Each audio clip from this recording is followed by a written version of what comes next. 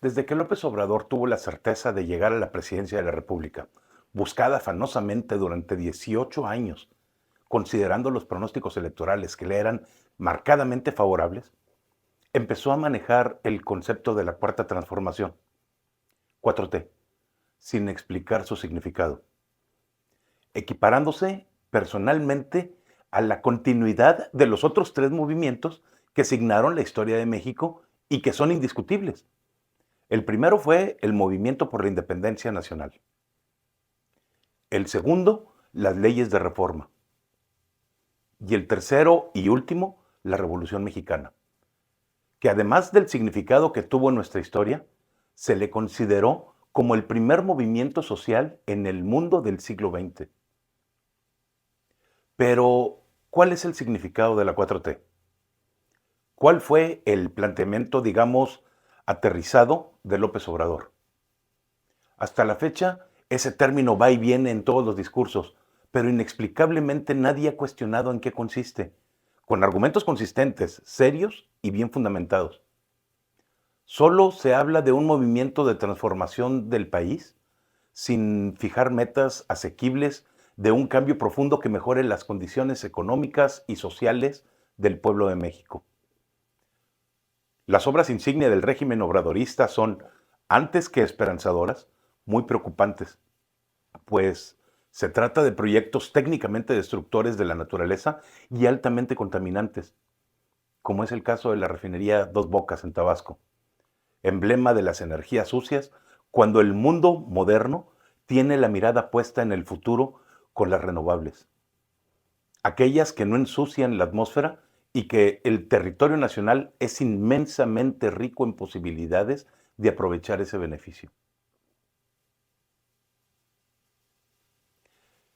10,000 kilómetros de litorales desaprovechados, al no haber proyectos de uso de la gran energía de los mares, ni de potabilizar agua para saciar la sed de enormes superficies agrícolas que siguen esperando, así como sus pobladores. Agua para vivir y producir. País de vientos y de sol, considerado mundialmente bendecido por su ubicación con radiación solar en todo tiempo, esperando que la inteligencia y sentido común volteen para transformar en riqueza esas ventajas. La otra obra que presumen el régimen es una verdadera atrocidad en contra de la naturaleza, pues ha afectado a miles de hectáreas, millones de árboles en la península de Yucatán en la construcción del Tren Maya, alterando el sistema de ríos subterráneos de agua dulce más grande del mundo por el capricho de un solo hombre. Ni qué hablar de la cancelación del nuevo aeropuerto internacional de la Ciudad de México. Aeropuerto en que perdimos la oportunidad de entrar al primer mundo en materia aeroportuaria y por consiguiente la pérdida de oportunidades económicas. Así, cuando han transcurrido 5 de 6 partes de su tiempo, no existe ni asomo de duda del fracaso de la 4T. Si a todo ello le agregamos la violencia cada vez más generalizada, con más homicidios, secuestros y empobrecimiento de la población y expansión del crimen en los 4 puntos cardinales del país, con dominio absoluto de pueblos y ciudades, es imperativo que la clase media, aquella que López Obrador no ha podido doblegar, se rebele. Se convenza de que hay que salvar a México y que salga a manifestarse y sobre todo a votar.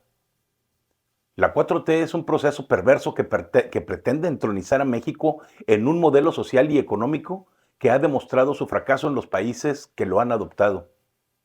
La izquierda extrema y confiscatoria del comunismo.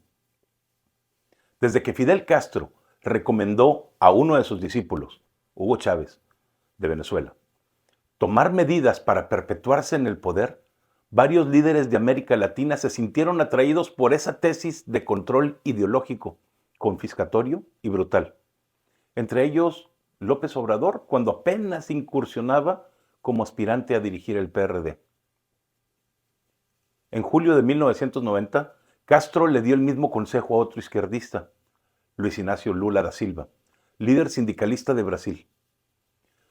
Culpa de todos los males a los gobiernos del pasado, a los empresarios, a los ricos. Ellos y la clase media son los enemigos. Dale a los pobres, que sientan que sin el gobierno no tienen qué comer. Desmantela todas las estructuras que sean contrapesos. Organiza una asamblea de legisladores a modo para que no tengas ataduras en tus proyectos. Invéntales delitos a tus enemigos y opositores y mételos a la cárcel. De esas conversaciones nació la idea de crear una estructura, pilar de la izquierda latinoamericana, que ahora conocemos como el Foro de Sao Paulo, cuyas directrices siguen dirigentes de 14 países, entre ellos López Obrador en México.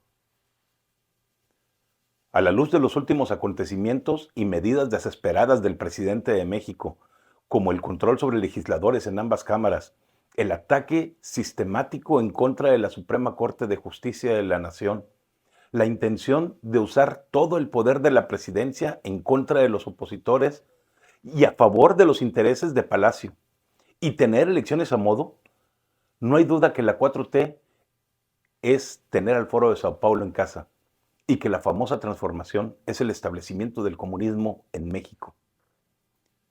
Las agrupaciones sociales y de respuesta eminentemente social, Poder Ciudadano y Unidos, son la defensa de los intereses del pueblo de México, convocando a todos aquellos que estén convencidos de que nadie, absolutamente nadie, tiene el derecho de interponerse a los ciudadanos pensantes que aspiramos a tener un país de libertades, oportunidades y de respeto a la ley.